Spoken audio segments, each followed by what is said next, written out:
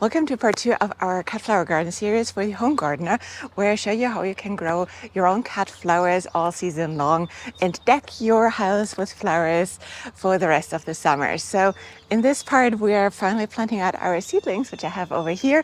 I'll go through the varieties which I'm going to plant today. We're only planting the ones I grew from seed. Dahlias will be second video because the weather is not just yet right for dahlias, but I hope we can do that in a week or so. So let's get started. I'm Steffi. I'm a home gardener here in Edinburgh, Massachusetts, Zone 6, and I love to take you along for the ride. So welcome to my channel. Let's discuss here what gorgeous seedlings we have here, which I'm going to plant today.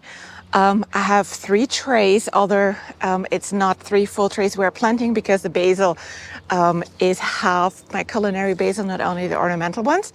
But we have here in full tray of gorgeous zinnias.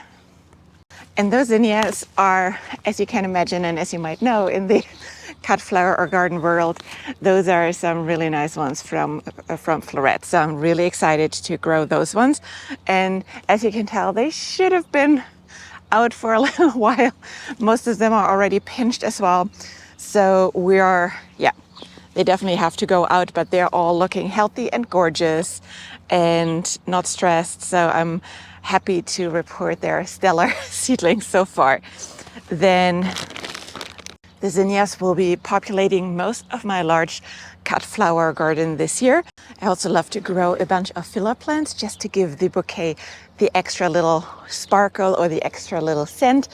So for that reason, that is mostly why I actually grow my basil. I love them as a filler just because they give that nice scent to it. The zinnias and also my dahlias, they just don't smell or don't have a scent. So I always love when people get something and they get a whiff of a really nice scent that just makes a difference. And then I have here a concatenation of a bunch of little things, some more celosia from Floret as well, some status, some cosmos, which is already way too big, a couple of purple armies, and so just a little bit of a mix for any type of filler. We might seed out a few more celosias because I thought I had more, but for some reason not all of them made it, which was neglect on my side.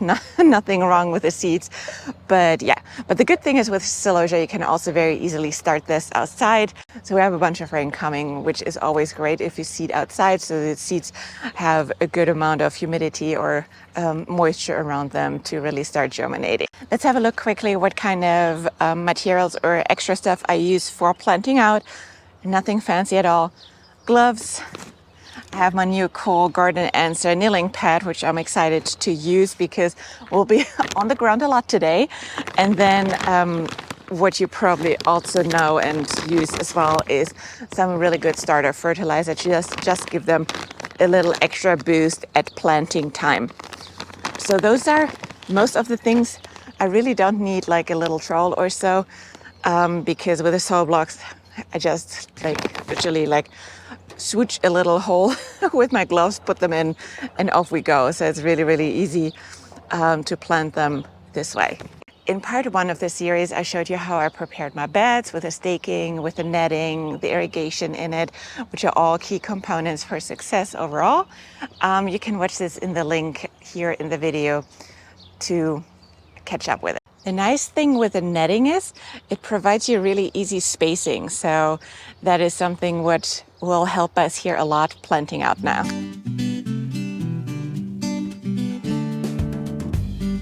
Just had to check my planting plan, which I have in my digital garden journal, which I can sync to the phone, which is very, very handy when it comes to planting.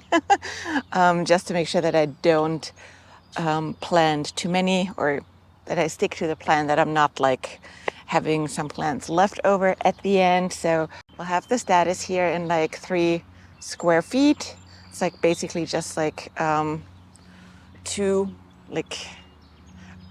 row of 2 squares down where we put the status in. Then we have 6 square feet of basil. the cosmos is coming in that corner over there because it gets huge and bushy. So I'll usually plant that where it can spread a little. And then in the middle and the rest of the long run is basically all the zinnias. So let's get going. Oh, and one thing I forgot earlier, labels are important too, especially if you want to know in the end which varieties you've planted. I don't put a plant tag with every plant. That feels wasteful and they get lost and it's just too much plastic. But I usually have like one at the beginning of the row just so I can like keep track of what I planted and what I like later. I remember most things, but not all the things.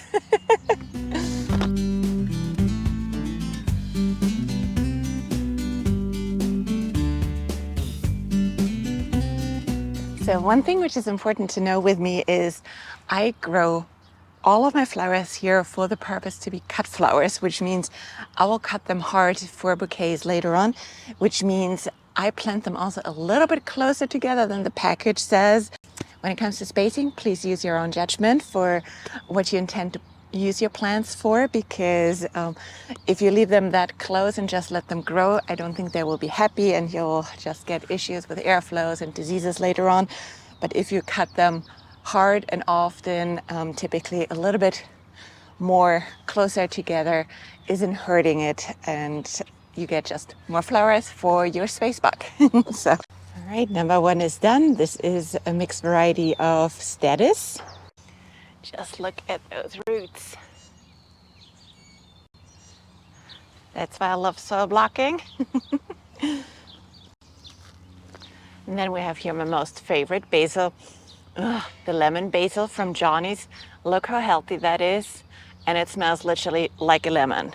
It's my favorite in bouquets.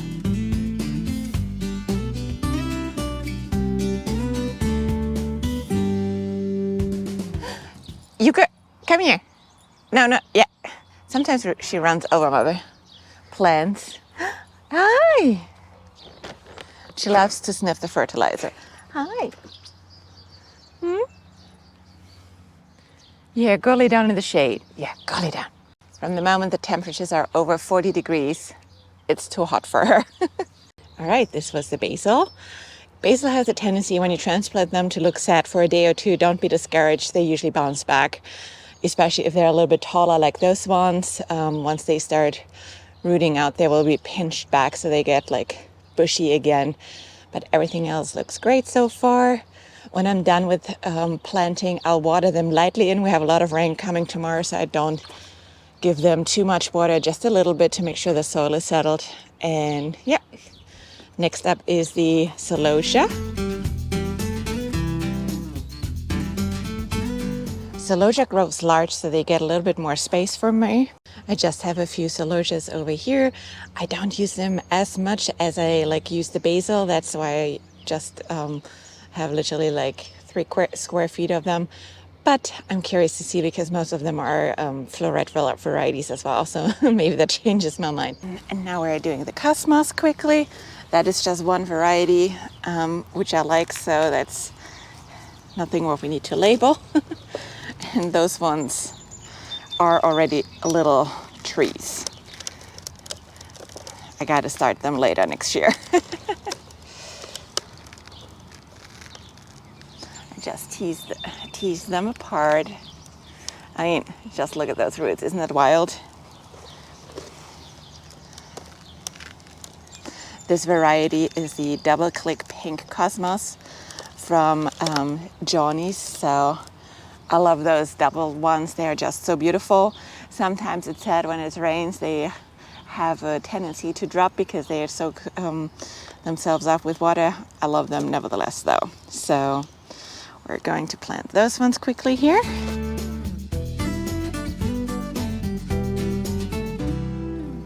What you can do with cosmos is you can actually plant them really, really deep, almost like tomatoes.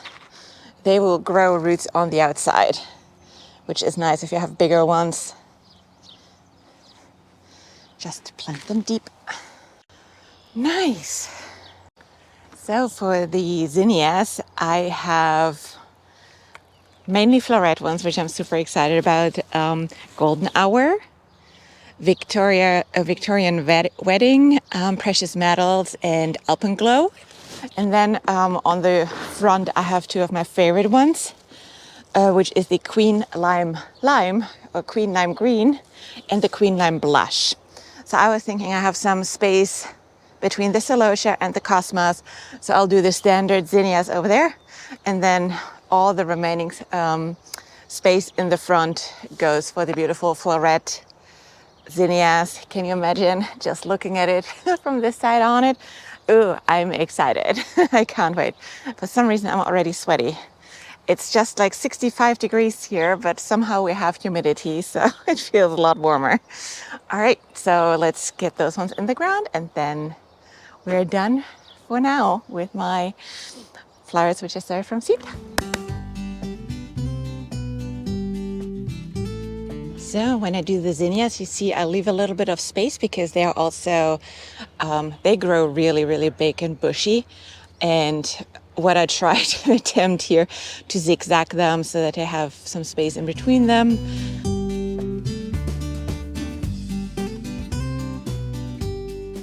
And now on to the floret varieties.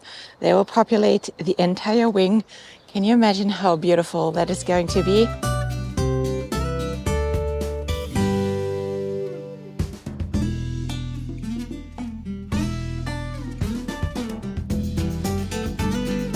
Yay, we have them all planted. Look at that. I even have still some space over here for a few more dahlia tubers, which I've left over, which is great. And yeah, look at that. I even left decent spacing between them. So I think they will hopefully be very, very happy. And it's such a great sight to have plants again in the garden. You have no idea how excited I am. And I can't wait to deck my house with those beautiful flowers.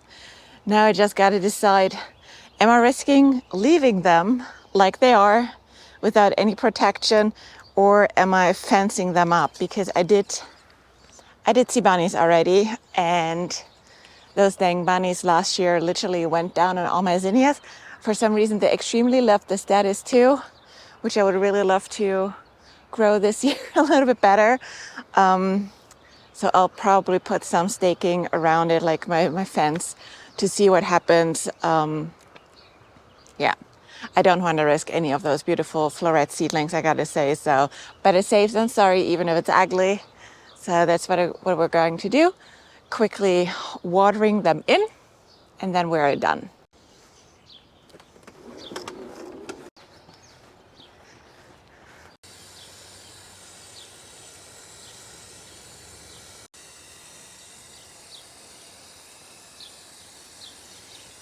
So I just watered a little bit because they're about to get a full inch of rain overnight and tomorrow. So I don't want them to have too much water. That won't make them happy either, although my beds are very, very well draining typically. But nevertheless, yeah, a little bit of water goes a long way here, and then the rest comes overnight. My favorite part of watering.